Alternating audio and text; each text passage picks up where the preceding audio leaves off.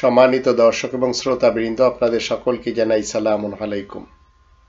আমি ডক্টর আবুল কাশিম মোহাম্মদ মাহবুবুল্লাহ যশোরী আপনাদেরকে যেসব তথ্যগুলি দিয়ে আসছি এবং দিয়ে চলেছি, তাতে এক শ্রেণীর লোক আমার কল্যাণ নেওয়ার জন্য প্রস্তুতি নিয়ে বসে আছেন, অতীতেও চেষ্টা করেছেন, আর এটি 40 বছরের ইতিহাস আমার বলেই চলেছে, যদিও আমি এখন 55 বছরে পা দিয়েছি।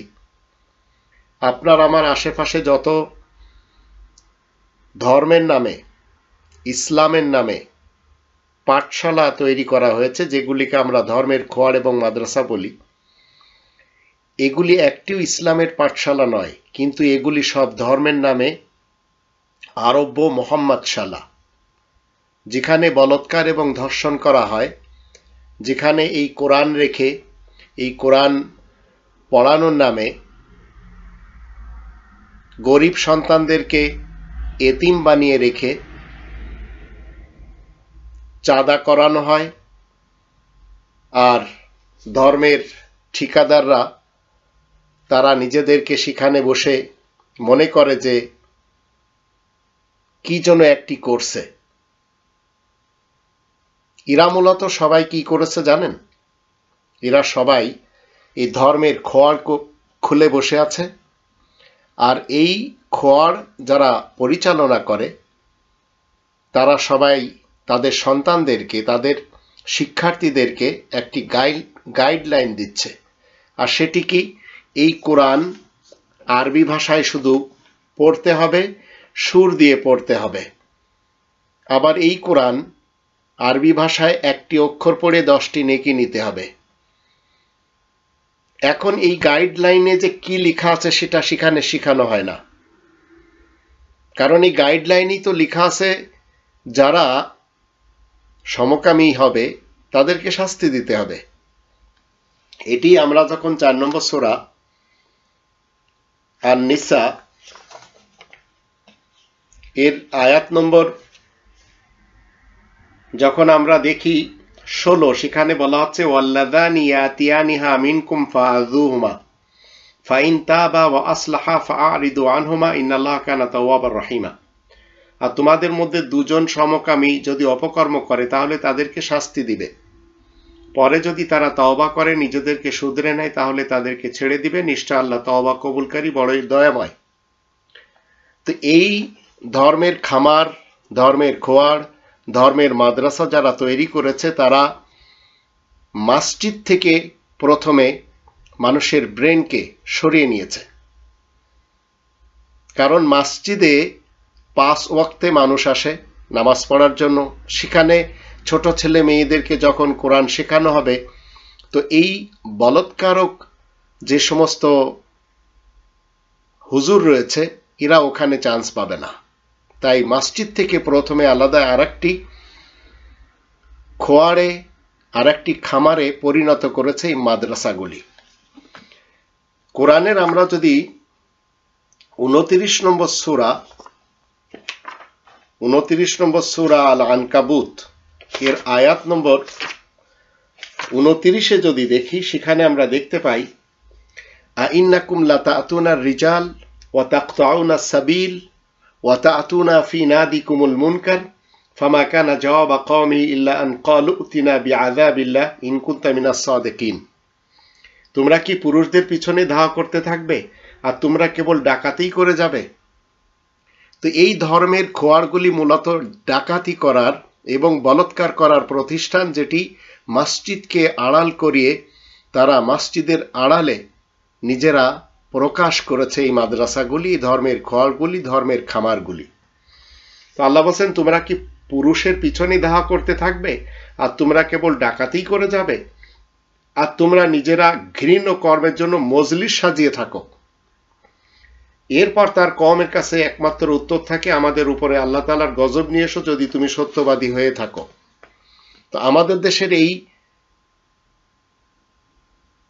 উলামায়ে ক্রাইম যারা ধর্মের নামে মাদ্রাসা করেছে, যেখানে আপনার সন্তানদেরকে আপনি দিতে ভালোবাসেন এবং আপনি জীবিত গরিব মানুষ, কিন্তু আপনার সন্তানকে সেখানে তারা নিচ্ছে এতিম হিসেবে, আর নাম দিয়েছে এতিমখানা, নাম দিয়েছে হাফেজিখানা, নাম দিয়েছে জামিয়া ফারুকিয়া, নাম দিয়েছে জামিয়া কোরআনিয়া। জামিয়া মানে ইউনিভার্সিটি, মনে রাখবেন। তো এখন এই সমস্ত ধর্মের খোয়ারগুলিতে কোরআনকে কি করা হয়? এরা এই ধর্মের খোয়ারগুলিতে যারা কর্মচারী রয়েছে, কর্মকর্তা রয়েছে, এরা এদের সন্তানদের জন্য কি করেছে? এই কোরআনকে শুধু আরবিতে সেখানে আবৃত্তি করানো হয়। অথচ এই গাইড বুকের ভিতরে প্রত্যেকটি মানুষের জন্য এখানে গাইড লেখা আছে। 2 নম্বর সূরা আল বাকারার 185 নম্বর আয়াত মতে এটি হুদাল্লিন নাস, প্রত্যেকটি মানুষকে গাইড করে। আর এটি আবার 17 নম্বর সূরা বানী ইসরাইলের 9 নম্বর আয়াতেও রয়েছে। এখন এই গাইডলাইন এরা আরবিতে দিয়ে সেখানে কি করছে? সেটিকে তারা মুখস্থ করছে, সেটিকে সুর দিয়ে পড়ছে, সেটিকে শেখানো হচ্ছে রমাজানে তারাবি পড়ায়ে 5G গতিতে টাকা অর্জন করতে হবে, আরবের বিভিন্ন জায়গায় প্রতিযোগিতা করতে যেয়ে টাকা নিতে হবে। তো এটা কি করে? সকাল সন্ধ্যা তারা তিলাওয়াত করে এবং অনেকে মুখস্থ করে। তো এখন এরা মুখস্থও করে, সুর দিয়েও পড়ে, কিন্তু জাতি যে আজ এর ভিতরে কি লেখা রয়েছে সেটা জানে না। আর এরা এখান থেকে পড়ার পরে জানাতেও পারে না, কিস্সা কাহিনী করে ওয়াজ মাহফিল করে টাকা পয়সা হাতিয়ে নিয়ে চলে যায়। তো এখন আজ পৃথিবীর মুসলমান শিয়া সুন্নি সালাফি সমাজ এরা যে কত অধপাতে চলে গেছে, এদেরকে, আমি তো ইউরোপে থাকি, ইউরোপিয়ানরা এদেরকে কর্মচারী হিসেবেই মানে। তারা কখনো চায় না এরা কেউ পার্লামেন্টে আসুক। এখন জাতি কি করছে? এখানে কোরআন কারিয়ানা শিখছে, কোরআন পড়া শিখছে, সুর দিয়ে পড়ছে, লক্ষ লক্ষ সওয়াব পাচ্ছে, কোরআন খতম করা শিখছে, নিজেরা এই খতম দিয়ে আবার টাকা পয়সা নিয়ে আসছে সমাজের কাছ থেকে, কেউ মারা গেলে তাদের কাছ থেকে। আবার রাজনৈতিক দল যারা রয়েছে, যারা দুর্নীতিবাজ পলিটিশিয়ান, তারাও এদেরকে সাপোর্ট করছে। অথচ এদের কারোর কোনো কমন সেন্স নেই যে এর ভিতরে কি লেখা আছে নিজ ভাষায় একটু পড়বে। কারণ এই মাদ্রাসাগুলি হচ্ছে সবই কোরআন বিরোধী। এগুলি আবার এরা বলে চলেছে যে আমরা এখানে মোহাম্মদ ইবনে আবদুল্লাহ সাহেবের থিওরি পড়াই। সেই তার থিওরিতে কি লেখা? সেখানে লেখা বিবাহ শাদী করা সুন্নত, সেখানে লেখা স্ত্রী সহবাসের দোয়া শিখতে হবে, সেখানে লেখা লম্বা জুব্বা, লম্বা দাড়ি, লম্বা পাগড়ি, লম্বা টুপি, আবার মুখ ঢাকা বোরকা, এগুলি শিখতে হবে। আবার সেখানে শেখানো হয় না যে মুহাম্মাদুর রাসূলুল্লাহ আমাদেরকে কি দিয়েছেন, সেটি শেখানো হয় না। আমরা যদি কোরআনের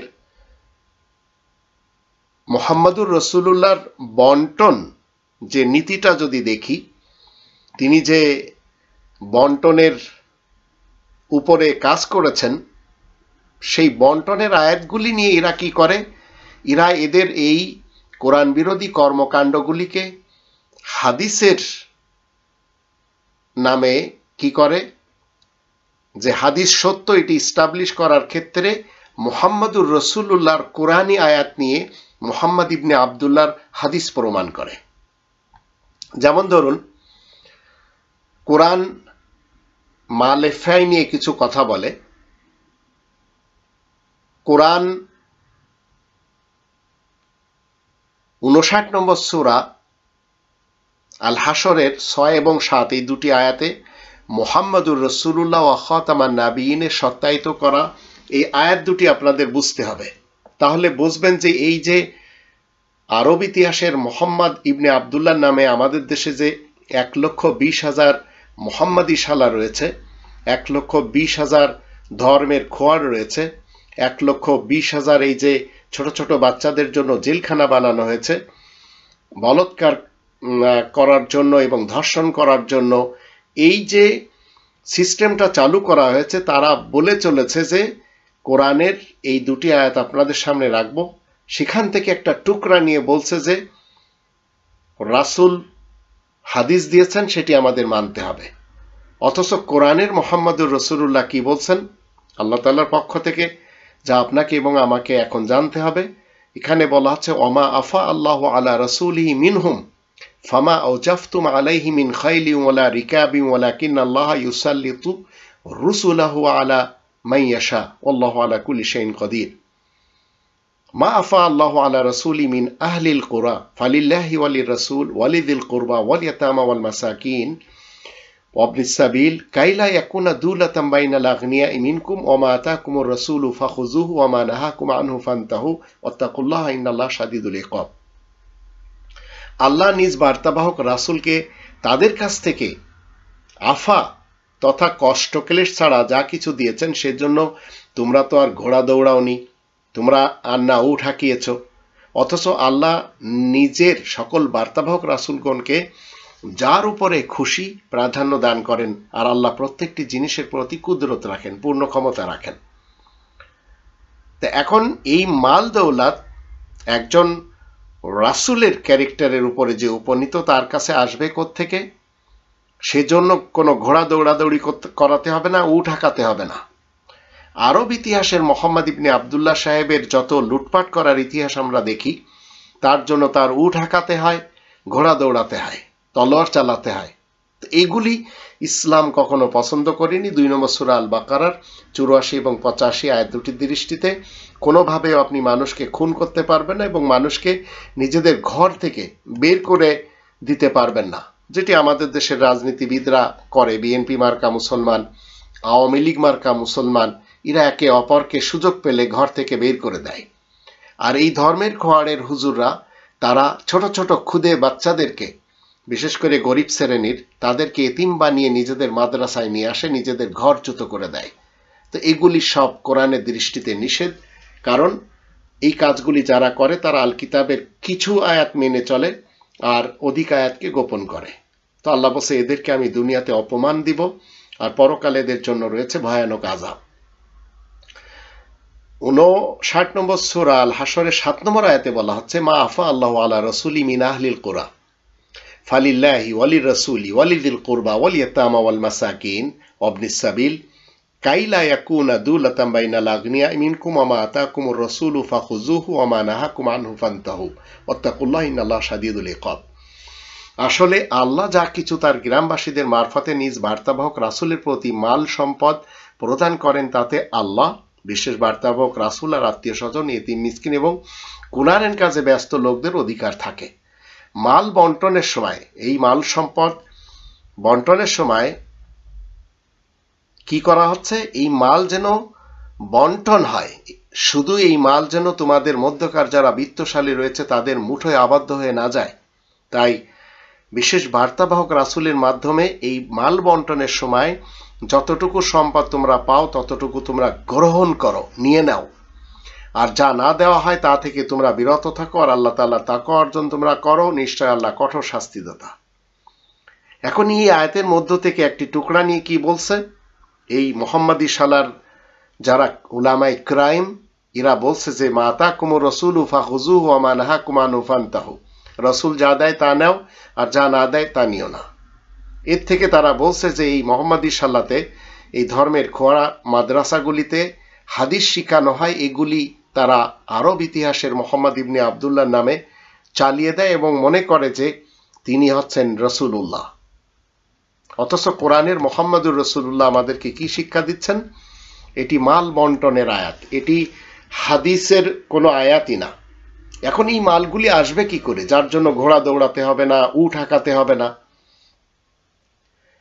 6 নম্বর সূরা আল আনামের 141 নম্বর আয়াতে বলে দেওয়া হয়েছে ওয়াহুয়াল্লাযী আনশা জান্নাতি মারুশাতি ওয়া গায়রা মারুশাত ওয়ান নাখলা ওয়া যারআ মুখতালিফান উকুলুহু ওয়া যাইতুনা ওয়া রুম্মানা মুতাশাবিহান ওয়া গায়রা মুতাশাবিহ কুলু মিন সামারিহি ইযা আসমারা ওয়া আতু হাক্কাহু ইয়াওমা হাসাদি ওয়া লা তুসরিফু ইন্নাহু লা ইউহিব্বুল মুসরিফিন।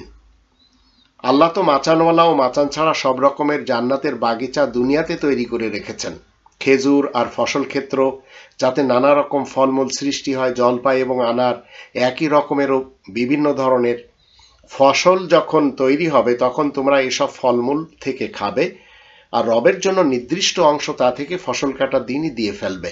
তোমরা অপচয় মোটেই করবে না, নিশ্চয় মহান রব অপচয়কারীদেরকে মোটেই ভালোবাসেন না। এ হচ্ছে কোরআনের মোহাম্মদুর রসুল্লাহর মাল বন্টনের সিস্টেম, এবং এই মাল আসবে কোত্থেকে সেটি আমরা জানতে পারলাম। আবার এই মাল কিভাবে বন্টন হবে সেটি আমরা যখন 8 নম্বর সূরা আল আনফালের 41 নম্বর আয়াতে দেখি, সেখানে বলা হচ্ছে ওয়ালামু আন্নামা গনিমতুম মিন শাইইন ফাআনা লিল্লাহি খুমুসাহু ওয়া লিরাসূল।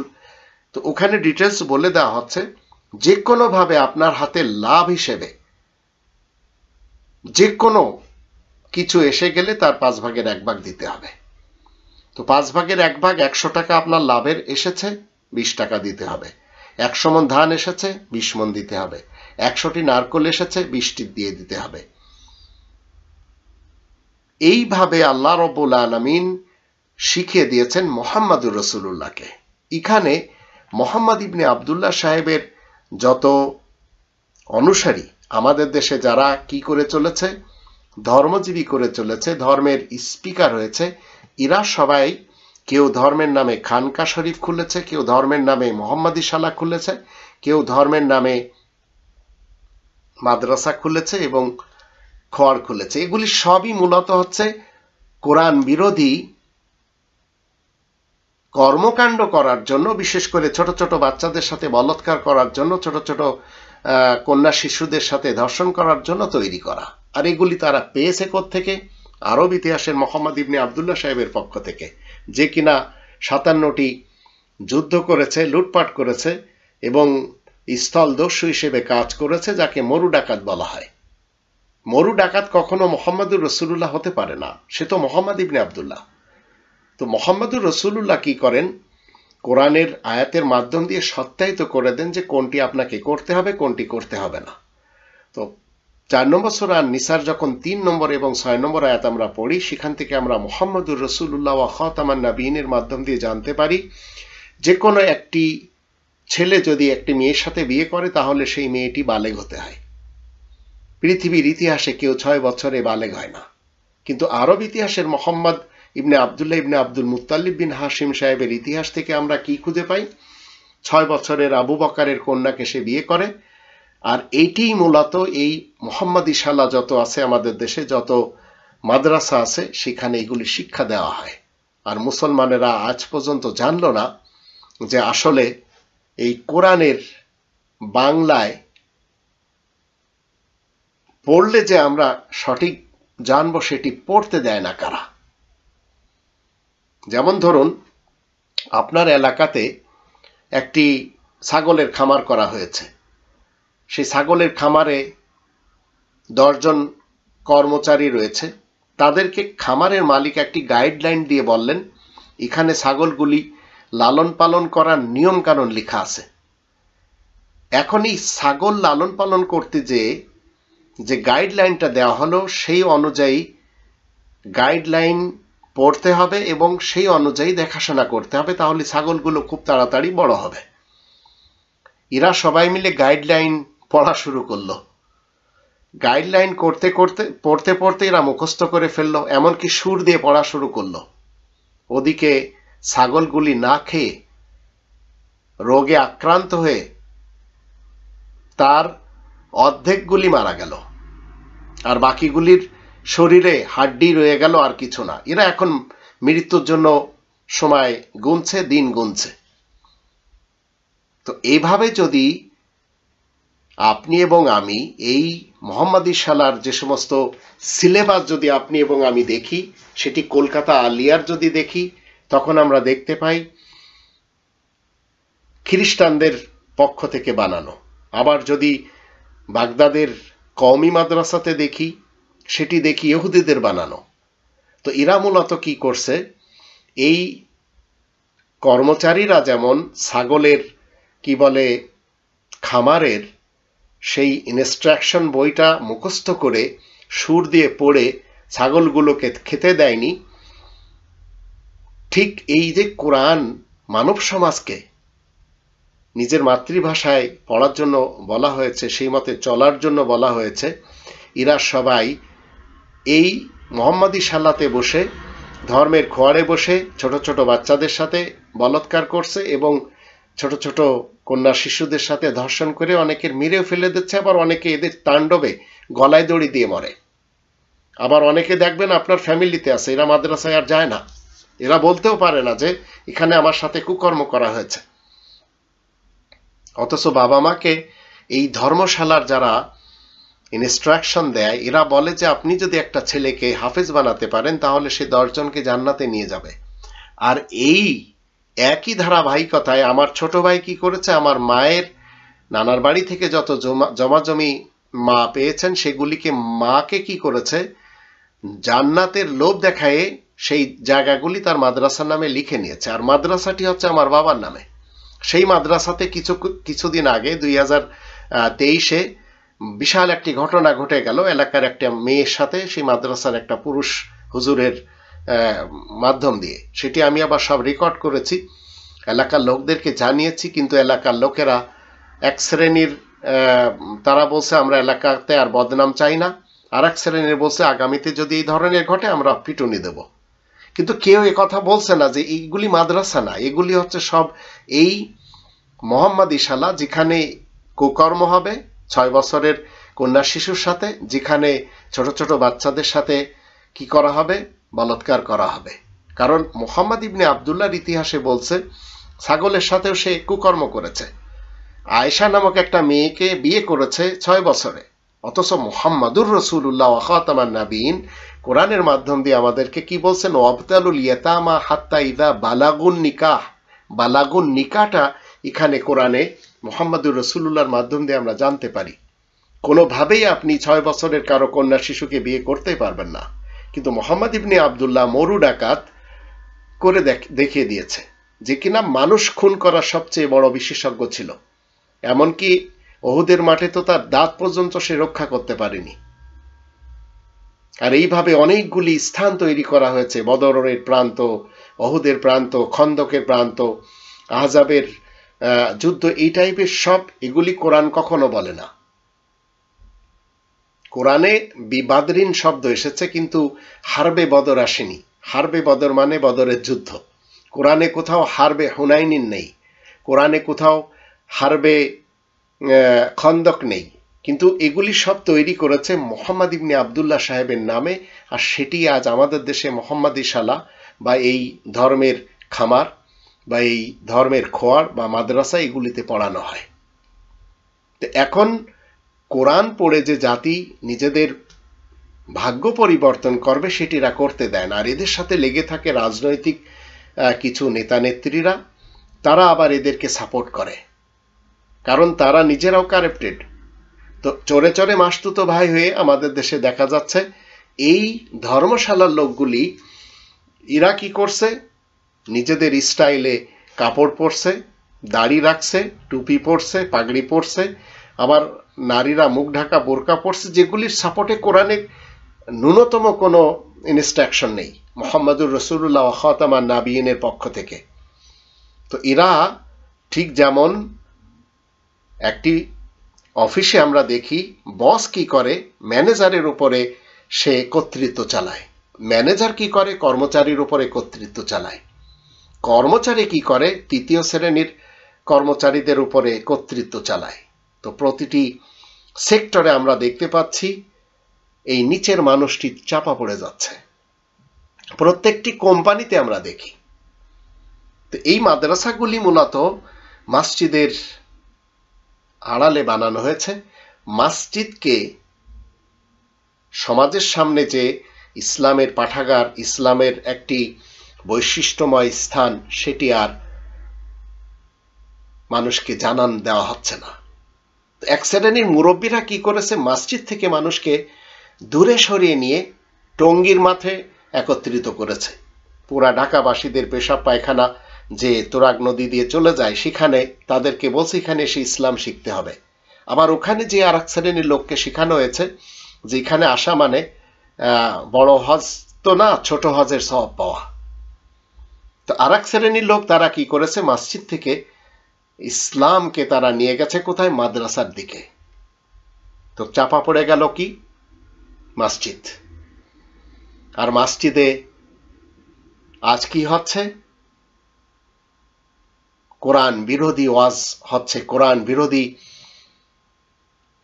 সুন্নত নামাজের প্র্যাকটিস হচ্ছে। সুন্নত নামাজ কোরআনে কোথাও নেই, কোরআনে যেখানে আছে সুন্নাতুল্লাহ, কিন্তু মোহাম্মদ ইবনে আবদুল্লাহ ইবনে আব্দুল মুত্তালিব বিন হাশিমের নামে সুন্নাতে রসুলুল্লাহ পড়ানো হচ্ছে, যেটি 108 নম্বর সূরা আল কাউসারের 2 নম্বর আয়াত মতে নিষেধ। ফসল্লি লিরব্বিকা, তাই তোমার নামাজ তোমার রবের জন্য হতে হবে, কিন্তু সেখানে রসুলুল্লাহর জন্য হচ্ছে, আর রসুলুল্লাহ তাদের বানানো।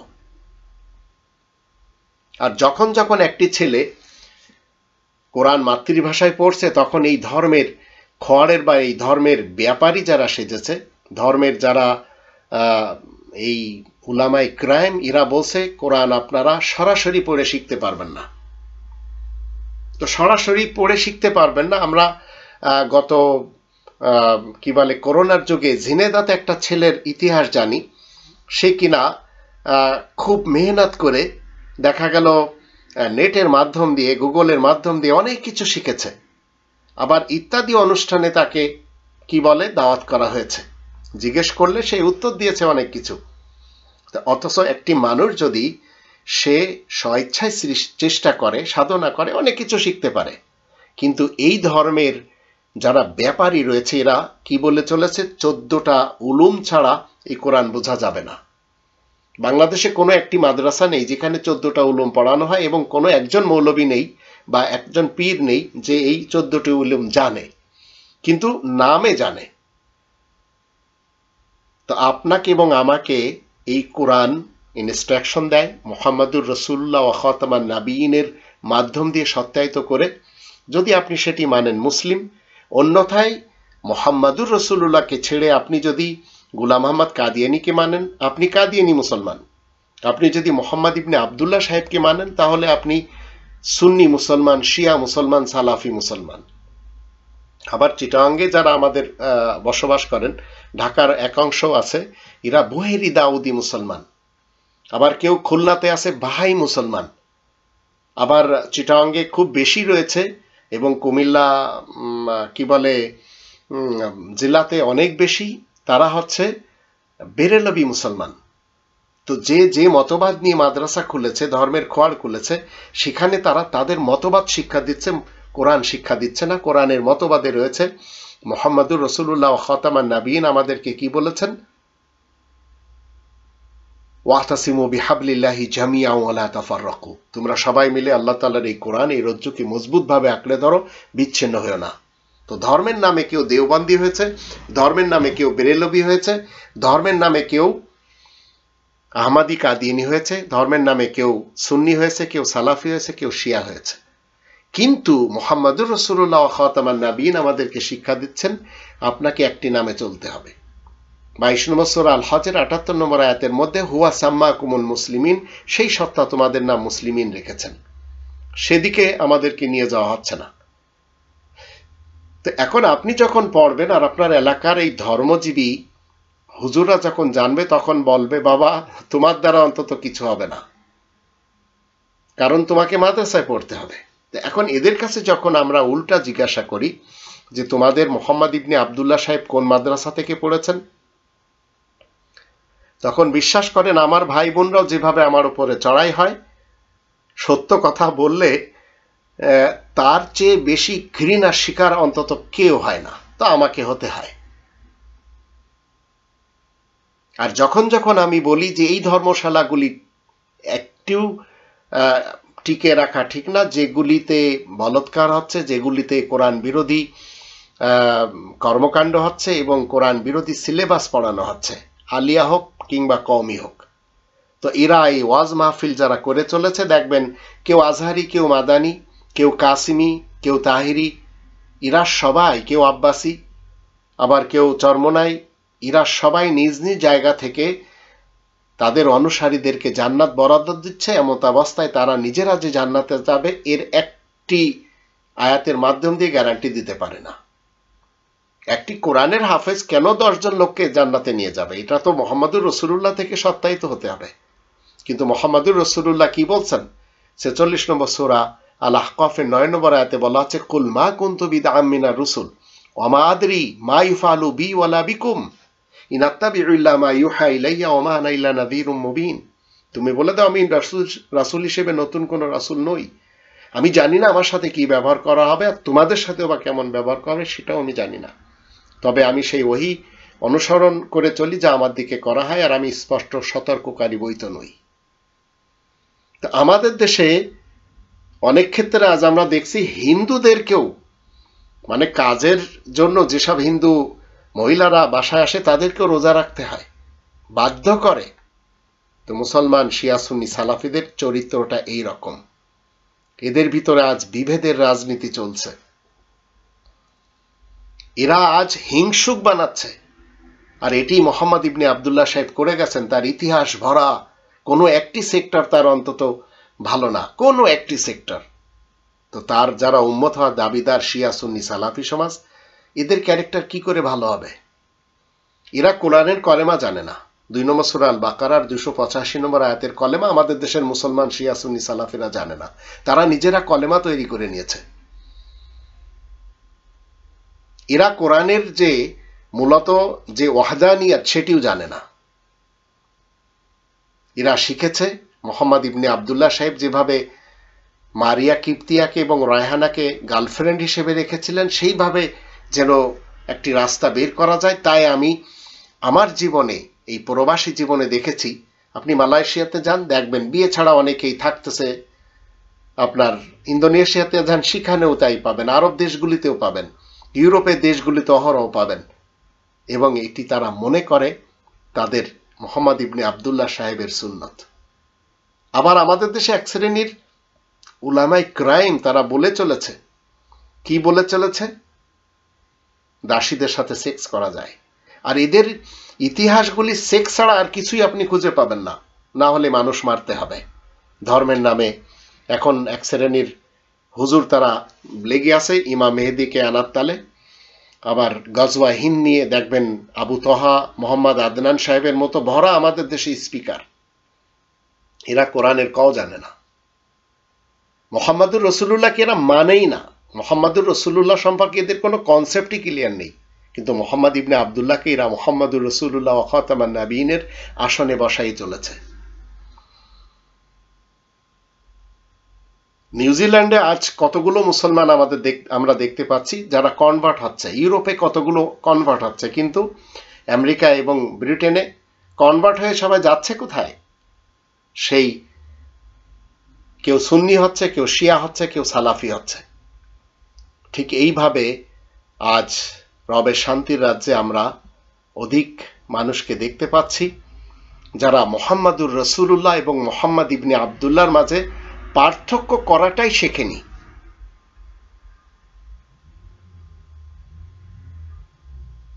আজ যারা ইসলামে আসছে, গত বছরে New Zealand, Luxembourg, Ireland, Iceland, Finland, Denmark, যুক্তরাজ্য, অস্ট্রেলিয়া, নেদারল্যান্ড, কানাডা, এইসব জায়গাতে এত বেশি নারীরা ইসলামে এসেছে, কিন্তু অনেকে এসে আবার ফেরতও চলে গেছে। কারণ তারা এসে বিপাকে পড়ে গেছে যে আমরা কি ব্যাপার, কি মুসলমান হলাম। কেউ বলছে শিয়া মুসলমান, কেউ বলছে সুন্নি মুসলমান, কেউ বলছে সালাফি মুসলমান, কেউ বলছে আফ্রিকাতে তো কাদিয়ানিরা খুব বেশি কাজ করে চলেছে, অস্ট্রেলিয়াতেও করে চলেছে। তারা বলছে যে আমরা তো আহমাদি মুসলমান। আমার সাথে তো দেখা হয় এদের। তো যখন এদেরকে আমি বলি যে তোমরা এই দলে দলে বিভক্ত হয়ে লাভ কি, কোরআন তো আমাদের নাম মুসলিমিন রেখেছে, তাহলে আহমাদি মুসলমান কেন? তখন তারা আর কোনো উত্তর দেয় না।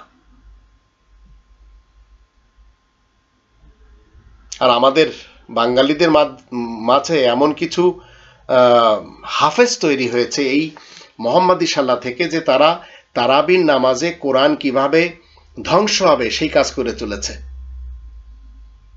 তারা যেভাবে কোরআন তিলাওয়াত করে, নামাজে যেভাবে রুকু সিজদা এত তড়িৎ করে, মনে হয় যেন একটা পাপের বোঝা ছিল মাথায়, সেটি এই 27 রাকাত তারাবিতে নামিয়ে দিল। আবার কেউ কেউ 8 রাকাত পড়ছে, কেউ কেউ 12 রাকাত পড়ছে। তো এখন এগুলি এরা মনে করে চলেছে যে এই রমজান মাসে সম্ভবত এইভাবে তারাবি পড়লে, এইভাবে কোরআন খতম দিতে পারলে আমাদের যত গুনাহ খাতা আছে সব ঝরে যাবে। তো এগুলি মোহাম্মদ ইবনে আবদুল্লাহ সাহেবের বরাত দিয়ে শেখানো হচ্ছে, মোহাম্মদুর রসুলুল্লাহর পক্ষ থেকে না। মোহাম্মদুর রসুলুল্লাহ আমাদেরকে কি শিক্ষা দিয়েছেন? 2 নম্বর সূরা আল বাকারার 183 থেকে 185 আবার 187 আয়াতগুলিতে। রমাদানের আসল উদ্দেশ্য কি হচ্ছে? যে উদ্দেশ্য হচ্ছে যেন আপনি তাকওয়ার উপরে প্রতিষ্ঠিত হতে পারেন। কিন্তু এই উলামায়ে কেরাম এদেরকে যখন আমরা দেখি, এরা জানে না কিছু, কিন্তু এরা এত বেশি বলে যে মানুষ মনে করে কি না জানি এর ভিতরে আছে। কিছু নেই, এরা জানে না, কিছুই জানে না। আর এদেরই কারণে বাংলাদেশ তো আপনারা মনে করে চলেছেন শেখ হাসিনার নিয়ন্ত্রণে রয়েছে। আসলে তা না। আমাদের দেশের সবচেয়ে বড় মিডিয়া, সবচেয়ে বড় গণমাধ্যম, সবচেয়ে বড় প্রচারের স্থান সব এই ধর্মজীবী উলামায়ে কেরামদের হাতে। 3 লক্ষ মসজিদ এদের হাতে, 1.5 লক্ষ মোহাম্মদী শালা, ধর্মশালা বা মাদ্রাসা এদের হাতে। এরা যদি আজ বলে যে অবৈধ সিন্ডিকেট যখন পণ্যের দাম বাড়ায় সেই পণ্যকে বয়কট করতে হবে, সবাই করবে। কারণ সব মানুষগুলি সপ্তাহে একদিন হলেও জুমার মসজিদে যায়, সেখানে যে এরা শোনে কি? কোরআনের মোহাম্মদুর রসুলুল্লাহর কোনো আলোচনা এরা কখনো শুনতে পায়নি। আজ 5 দশকের বাংলাদেশ, এর পূর্বে পূর্ব পাকিস্তানের যুগেও শুনতে পায়নি। এরা শুনছে যে দয়ার নবী যে পায়খানা করেন সেটি মোবারক, যে প্রসাব করেন সেটি আতরের চেয়েও বেশি সুগন্ধ। আর এইগুলি তাহিরি মার্কা যেসব হুজুর রয়েছে, আব্বাসী মার্কা যেসব হুজুর রয়েছে, এরা এই দয়ার নবী, বিশ্ব নবী এইসব বলে কোরআনের মোহাম্মদুর রসুলুল্লাহকে কি করেছে? ঢেকে দিয়েছে। আর যখন যখন আমি কোরআনের মোহাম্মদুর রসুলুল্লাহ ওয়া খাতামান নাবিয়িনকে তুলে ধরছি, তখন তারা সবাই চেষ্টায় আছে যে আমি কিভাবে তাদের হাতে মারা পড়ব। মানব রচিত হাদিসের গ্রন্থের উপর ঈমান আনতে হবে, এমন একটি কথা মুহাম্মদুর রাসূলুল্লাহ কোরআনের আয়াতের মাধ্যম দিয়ে আমাদেরকে জানাচ্ছেন না। তাহলে কি করতে হবে? কোরআনের মুহাম্মদুর রাসূলুল্লাহ আমাদেরকে কি শিক্ষা দিচ্ছেন? আল্লাহ মানুষকে সরল পথে চলার জন্য একটি প্রেসক্রিপশন দিয়েছেন কোরআন আকারে, সেটি আমরা মেনে চলব। কিন্তু সেটি মুখস্থ করা, সেটি সুর দিয়ে পড়া, সেটি প্রতিযোগিতার জন্য শেখা, এটি হচ্ছে মোহাম্মদ ইবনে আবদুল্লাহ সাহেবের যারা অহংকারী নায়েব সেজেছে তাদের চিন্তাধারা। আর এই অহংকার এই মৌলবাদকে ধ্বংস করে ছেড়ে দিয়েছে। এরা দুনিয়ার যেখানে যাচ্ছে সেখানে অপমান হচ্ছে। কিছুদিন পূর্বে আমরা দেখেছি গত বছরে আব্বাসী লন্ডনে যেয়ে থাকতে পারেনি, আবার আরব থেকে লন্ডনে যেতে পারেনি আজহারি, আবার সৌদি আরবের ন্যাশনালিটি পাওয়ার পরেও সেখানে থাকতে পারেনি জাকির নায়েক। এরা সবাই পৃথিবীতে যেভাবে মোহাম্মদ ইবনে আবদুল্লাহকে প্রতিষ্ঠিত করার ক্ষেত্রে কাজ করেছে তার প্রায়শ্চিত্ত এখন পাচ্ছে। কিন্তু মোহাম্মদুর রসুলুল্লাহ নিয়ে এদের কোনো মাথা ব্যথা নেই। মোহাম্মদ ইবনে আবদুল্লাহ ইতিহাসের, মোহাম্মদুর রসুলুল্লাহ কোরআনের। তো আপনি দুটিকে একসাথে কেন করছেন? এটা কি আপনি করতে পারেন? এরা সবাই নিজেদেরকে অনেক বড় চালাক মনে করে। আর বেশি চালাক মানুষের সমস্যা কিন্তু একটাই, তারা সব বোঝে কিন্তু তার নিজের চালাকি সে বোঝে না। তো তার চালাকি আমার মতো মাহবুবুল্লাহ যশোরী বোঝে। আর আমাদের দেশে যে পলিটিশিয়ানরা, তারাও কিন্তু দেখবেন কোনো মাহফিলে কোরআনের আয়াতও পড়ে, বিসমিল্লাহ থেকে শুরু করে, এবং নিজেদেরকে শ্রেষ্ঠ জাতি হিসেবে তারা প্রমাণ করার চেষ্টা করে। সেটি বিএনপি মার্কা মুসলমান হোক অথবা BAL বাল মার্কা মুসলমান হোক, বাংলাদেশ আওয়ামী লীগ মার্কা মুসলমান। ইউনিভার্সিটিতে কোরআন তিলাওয়াত হলে সেখানে মারামারি হয়। আবার 100 বছরে ঢাকা ইউনিভার্সিটি থেকে আরবি ডিপার্টমেন্ট থেকে একটি কোরআনের অনুবাদ করতে পারেনি। এরা কি করে, 100 টাকার চোরকে গাছে বেঁধে মারে, আর 100 কোটি টাকার চোরকে এরা স্যার, ইয়েস স্যার, জি স্যার, নো স্যার বলে সম্বোধন করে। আর ধর্মজীবীরা কি বলে, যারা জনগণের কাছ থেকে অন্যায়ভাবে মাল দৌলত লুটে পুটে খাচ্ছে মোহাম্মদ ইবনে আবদুল্লাহর দোহাই দিয়ে, এমনকি কোরআনের দোহাই দিয়েও, এরা কি বলে চলেছে, 1 ফোঁটা পানি গিলে ফেললে অজু শেষ, রমজান শেষ, নামাজ শেষ। তো এখন 1 ফোঁটা পানি গিললে যদি রোজা শেষ হয়ে যায়, যদি নামাজ শেষ হয়ে যায়, তো অন্যের হক গিলে ফেলছে তারা অজগর সাপের মতো, তাতে তাদের কোনো ভয় হচ্ছে না। আর যারা আমাদের দেশে পুঁজিপতি রয়েছে, এরা সবাই কিন্তু জানে মৃত্যুর সময় কেউ সঙ্গে কিছুই নিতে পারে না। এতটা সত্ত্বেও তারা কি করছে, শ্রমিকদেরকে ঠকাইয়ে অর্থ সম্পদ আরোহণের পিছনে দৌড়চ্ছে, তো দৌড়চ্ছেই। আর আমি যখন কোরআনের কথা এই 3 শ্রেণীর লোকদের নিয়ে বলি, অকারুনা ও ফিরাউনা ও হামান, আর এদের সাথে হচ্ছে ধর্মজীবী উলামায়ে ক্রাইম সমাজ, তো এরা আমাকে কি মনে করেছে, এরা বলে চলেছে যে আমি এদের জন্য বিষাক্ত, অথচ এরা সবাই জাতির জন্য বিষাক্ত, সেটা এরা বলতে রাজি না। তা আমি এখন কি করি, প্রতিশোধ তো আমার নেওয়ার দরকার নেই, আল্লাহ তাআলার উপরে ছেড়ে দিই। এরা যারা আপনার আমার সামনে ভালো মানুষ সাজছে, মনে রাখবেন ভালো মানুষ সাজা কিন্তু খুব সহজ। বেশভূষা পরে মুত্তাকি সেজে আসছে আপনাদের সামনে, এবার আপনাদের সামনে বক্তৃতা প্রদান করবেন আমাদের অমুক তমুক, কিন্তু ভালো মানুষ হওয়া খুব কঠিন। ভালো মানুষ সাজা ভিন্ন জিনিস, ভালো মানুষ হওয়া ভিন্ন জিনিস। ভালো মানুষ হতে গেলে আপনাকে মুহাম্মাদুর রাসূলুল্লাহর ক্যারেক্টারের উপরে উপনীত হতে হবে, আর খারাপ মানুষ হতে গেলে মোহাম্মদ ইবনে আবদুল্লাহ সাহেবের ক্যারেক্টারকে ফলো করেন। আর তার যারা অনুসারী, এরা আজ মানুষকে দিতে জানে না, মানুষের কাছ থেকে ধর্মের নামে খয়রাত করে। একটি মসজিদ বানাতে গেলেও খয়রাত করে, একটি ধর্মের খোয়ার বানাতে গেলেও খয়রাত করে, একটি সন্তানকে লালন পালন করার জন্যও খয়রাত করে। তো এরা আমার কোরআনের প্রচারকে থামিয়ে দেওয়ার জন্য হরেক রকমের চেষ্টা সাধনা করেই চলেছে। আর আমি নতুন নতুন পথ খুঁজে সেই পথে আমি আপনাদের সামনে কোরআনের কথা বলেই চলেছি।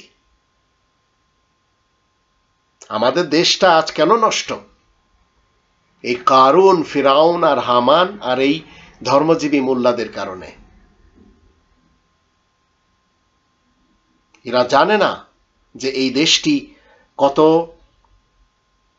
সুন্দর একটি স্বর্গময় এলাকা, কিন্তু এখানকার মৌলবাদ, তারা তাদের সন্তানদের সাথে বলৎকার তো করেই চলেছে, ধর্ষণ করেই চলেছে, আর শিক্ষা দিচ্ছে হাত পেতে খেতে। আর পলিটিশিয়ানরা জাতির সম্পদ লুণ্ঠন করে পাপী হয়ে খেয়েই চলেছে। অনেকে তো অন্য দেশে নিয়ে কি বলে গচ্ছিত করছে। তো মনে রাখবেন, যারা মুহাম্মাদুর রাসূলুল্লাহকে আড়াল করে মুহাম্মদ ইবনে আবদুল্লাহ ইবনে আব্দুল মুত্তালিব বিন হাশিমের নিকৃষ্ট জীবনকে প্রতিষ্ঠিত করার জন্য ধর্মশালা খুলেছে, এরা সবাই হচ্ছে ধর্মের ব্যাপারী। এরা কখনো আপনাকে আমাকে স্পষ্টবাদী হয়ে কোরআনের কথা শোনাবে না, মুহাম্মাদুর রাসূলুল্লাহর কথা শোনাবে না। আর এদের এই মিষ্টি সুরে মনে রাখবেন, আপনি যদি ফেঁসে যান তো মিষ্টি কথা, যার অধিকাংশই মিথ্যা, আর এই মিষ্টি এমন একটি জিনিস, যখন অনেক বেশি খেয়ে ফেলবেন তখন আপনার হবে ডায়াবেটিস। মিষ্টি যতই সুস্বাদু হোক না কেন ততটাই শরীরের জন্য ক্ষতিকর। এই যে কথায় কথায় এরা সুবহানাল্লাহ পড়ায়, আলহামদুলিল্লাহ পড়ায়, আল্লাহু আকবার বলায়, এরা সবাই ধর্মের ব্যাপারী। এরা আপনাকে আমাকে কি শিক্ষা দিচ্ছে? এরা আপনাকে আমাকে শিক্ষা দিচ্ছে ধর্মের নামে লড়াই করতে হবে, ধর্মের নামে হিংসা করতে হবে, ধর্মের নামে অহংকার করতে হবে। তাই এরা করে। আমাদের দেশটি এমন একটি দেশ যে দেশে এই কোরআন অনিচ্ছাকৃতভাবে অধিকরাই মেনে চলেছে, কিন্তু ইচ্ছায় মেনে চলেছে কিছু মানুষ। তো যারা মেনে চলেছে, আসুন আপনি এবং আমি তাদের অন্তর্ভুক্ত হই, বাংলাদেশি বাংলাদেশি করে, আর দেশপ্রেম দেশপ্রেম করে এই যে গলা ফাটাচ্ছেন, লাভ নেই। পৃথিবীতে আমরা সবাই পরদেশী, পৃথিবীতে আমরা এসেছি পরীক্ষা দিতে। আপনি পরকালে বাংলাদেশি হয়ে উঠছেন না, আপনি ইন্ডিয়ান হয়ে উঠছেন না, আপনি একজন অপরাধী হয়ে উঠবেন, অথবা আপনি একজন জান্নাতের প্রাপ্য ব্যক্তি হয়ে উঠবেন। আদার দেন আপনার এই ন্যাশনালিটি, আপনার এই ল্যাঙ্গুয়েজ, এগুলি পরকালে কোনো কাজ দিচ্ছে না। এগুলি নিয়ে যারা চর্চা করছে এরা মানুষ নামে অমানুষ তারাই করে চলেছে। তো আপনি যখন কোরআনের মুহাম্মাদুর রাসূলুল্লাহকে জানতে পারবেন আর ইতিহাসের মুহাম্মদ ইবনে আব্দুল্লাহর মাঝে পার্থক্য করতে পারবেন, তখন আপনি খুব সহজে বুঝতে পারবেন যে গরু যে ঘাস খায়, ঘাস খেয়ে গরু দুধ দেয়, আর সাপ যে দুধ খায় সেই দুধ খেয়ে সাপ কি দেয়? বিষ দেয়। তো মুহাম্মাদুর রাসূলুল্লাহ আপনাকে দুধ দিবেন আর মুহাম্মদ ইবনে আব্দুল্লাহ আপনাকে বিষ দিবেন। পার্থক্যটা এখানে, এটি আপনাকে আমাকে বুঝতে হবে। আর যখন আপনি কোরআনের কথা বলবেন, দেখবেন আপনার জীবনে, মানে আপনার আশেপাশে দাঁড়িয়ে কেউ যে আপনাকে ভরসা দেবে এমন লোক পাবেন না। আর আমি যে কোরআনের মুহাম্মাদুর রাসূলুল্লাহকে ইন্ট্রোডিউস করাচ্ছি চারিদিক থেকে, যেন আপনি মুহাম্মাদুর রাসূলুল্লাহর পথে হাঁটতে পারেন। তো যারা মুহাম্মদ ইবনে আব্দুল্লাহ সাহেবের পথে হাঁটছে তারা আমার পিছনে দাঁড়িয়ে সমালোচনা করা ছাড়া আর কিছুই করছে না। তাই আমি আমার সামনের দিকে এগিয়ে চলেছি। আমি কখনো চাই না ভদ্রতা আমি বর্জন করি, নৈতিকতাকে আমি বিসর্জন দিই, ছোটদের স্নেহ এবং বড়দের সম্মান করা ত্যাগ করি, নিজের চরিত্রকে ফুলের মতো না রেখে কুচরিত্রের উপরে উপনীত হই, কোরআনের জ্ঞান ছেড়ে দিয়ে মানুষের যাবতীয় জ্ঞান নিয়ে আমি চর্চা করে বেড়াই না। এটি আপনাকে আমাকে করলে হবে না। মুহাম্মাদুর রাসূলুল্লাহর শিক্ষা কি? বিশ্বাসের সাথে, ধৈর্যের সাথে, সততার সাথে, ভালোবাসার সাথে কোরআন নিয়ে আপনাকে এগিয়ে চলতে হবে। এটি হচ্ছে ইসলামের শিক্ষা। তখন আপনি পাবেন এই পৃথিবীতে সত্যিকার পথ। অন্যথায় যারা মুহাম্মাদুর রাসূলুল্লাহকে ছেড়ে দিয়ে মুহাম্মদ ইবনে আব্দুল্লাহর পিছনে চলে গেছে, তারাই আজ পৃথিবীতে খুনি মুসলমান, তারাই আজ পৃথিবীতে ডাকাত মুসলমান, তারাই আজ পৃথিবীতে এমন মুসলমান যারা আজ সামান্য কিছু টাকার লোভে তারা কি করে চলেছে? আমাদের দেশে সব সম্ভব করে চলেছে। আপনার গাড়ির ফিটনেস নেই, টাকা দেন, ফিটনেসের সার্টিফিকেট পাবেন। আপনার আইডি কার্ড নেই, টাকা দেন, হয়ে যাবে। আপনার চাকরি নেই, টাকা দেন, হয়ে যাবে।